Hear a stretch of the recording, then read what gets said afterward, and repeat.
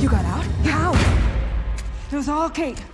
Freaking cunt for the win. If there's one character who has completely turned the tables in genv Season 2, it's Cate. The premiere doesn't just bring her back into the story. It redefines her role entirely. She's no longer the misunderstood teammate who made questionable decisions. She's no longer the reluctant participant forced to pick between loyalty and survival. No, Cate has now stepped firmly into villain territory, whether she intended to or not. And the show wastes no time reminding us why so many fans already view her as one of the most dangerous characters in this universe. But here's the twist. Her arc isn't as black and white as it looks on the surface. Because even while she's being positioned as the villain, genv makes sure to muddy the waters with coercion, regret, and, most importantly, the terrifying possibility that Cate's greatest weapon, her powers, might be slipping away from her entirely. So let's break down everything we saw in genv Season 2, Episode 1, and why Cate's storyline might just be the biggest game changer in the series moving forward. Cate has always been complicated, and the premiere drives that point home right away. She isn't welcomed back with open arms. Not by Jordan, not by Emma, and especially not by Marie. And really, how could she be? Her betrayal in Season 1 still burns. She was the one who turned on her friends when they needed her most, and while they were locked up and tortured for trying to save innocent lives, Cate was celebrated as a hero. That wound hasn't healed, and genv makes sure we feel that tension from the first frame. But Cate doesn't just quietly slip back into the fold.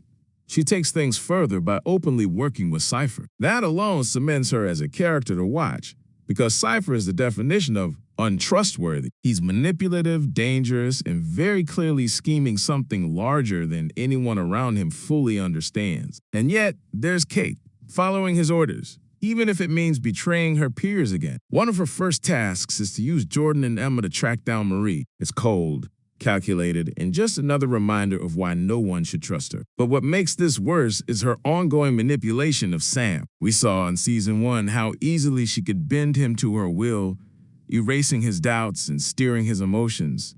And now, even as he begins to question her motives, she shuts him down the same way, robbing him of agency and repeating the exact same patterns that made her so terrifying before. On paper, this makes Cate look irredeemable. She's embraced the role of villain, right? But here's where the show throws us a curveball. Cate might not be entirely in control. Cypher doesn't just guide her. He threatens her, brutally. There's a chilling moment where he nearly forces her hand into a blender just to remind her who's in charge. He even uses Homelander's unpredictable rage as leverage, dangling the constant fear that one misstep could end her life. That context changes everything. Because yes, Cate is making terrible choices, but she's also being coerced at every turn. And you can see it in her regret over Andre's death, in the way she tries to push Marie toward revealing her secret meeting with Starlight. There are cracks in her villain mask, hints that she doesn't want this, that she's being forced into a role she doesn't fully embrace. And yet, when push comes to shove, Cate makes decisions that only deepen the divide. That brings us to the most dramatic moment of the premiere, Cate's confrontation with the heroes. Jordan and Emma finally track down Marie, and Cate follows close behind. When she reads Marie's mind and discovers the Starlight connection, for a brief second, you think there might be a chance at reconciliation. Cate could have stopped right there, used that knowledge to find some common ground, but she doesn't. Instead,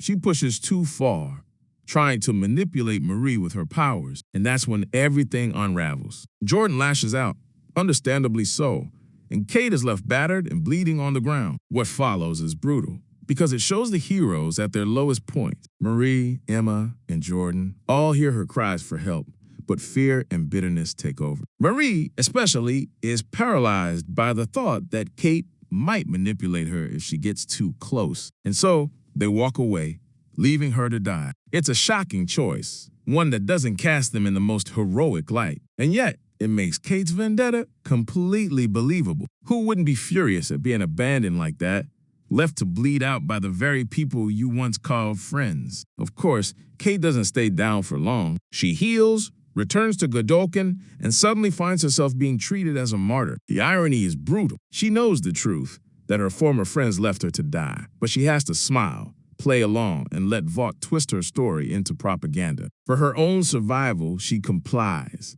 and that compliance forces her into a daily charade, interacting with Emma, Jordan, and Marie as though nothing happened. It's psychological torture, and it only deepens her hatred for them. That's what makes her so dangerous this season.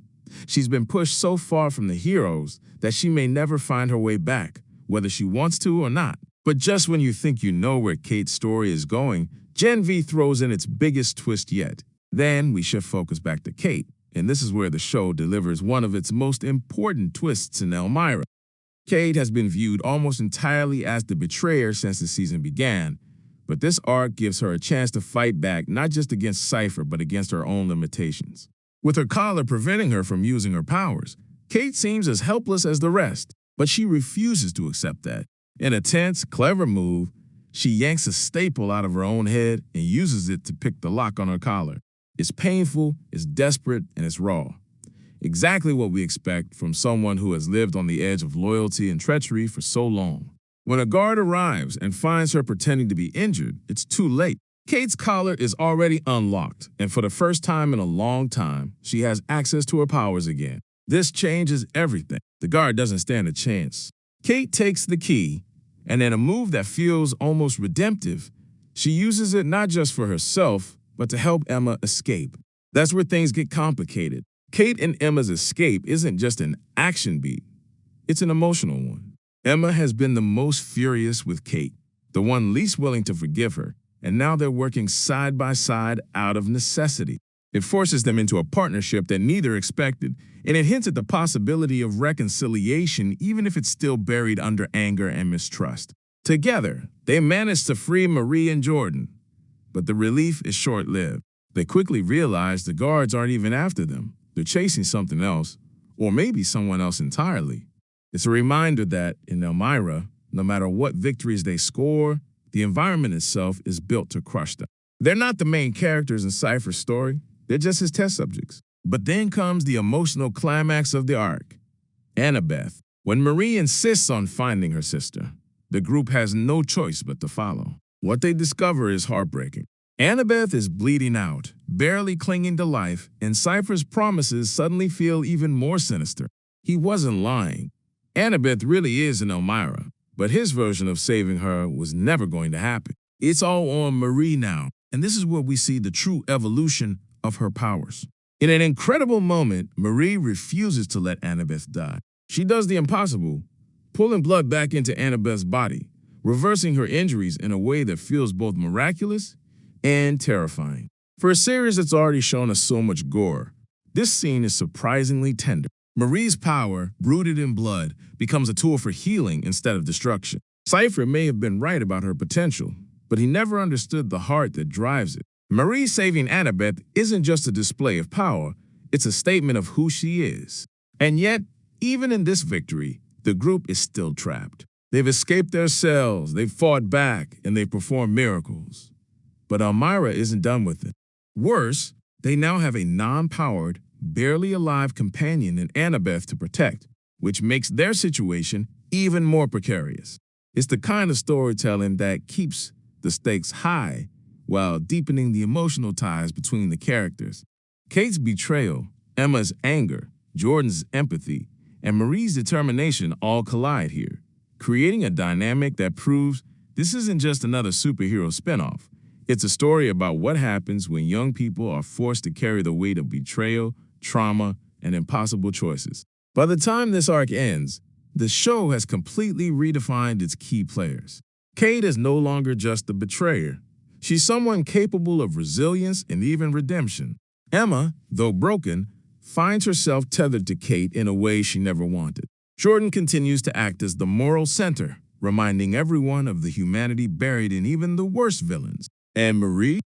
She steps up as the true heart of the series, proving that her powers, terrifying as they are, can be used to save lives in ways no one expected.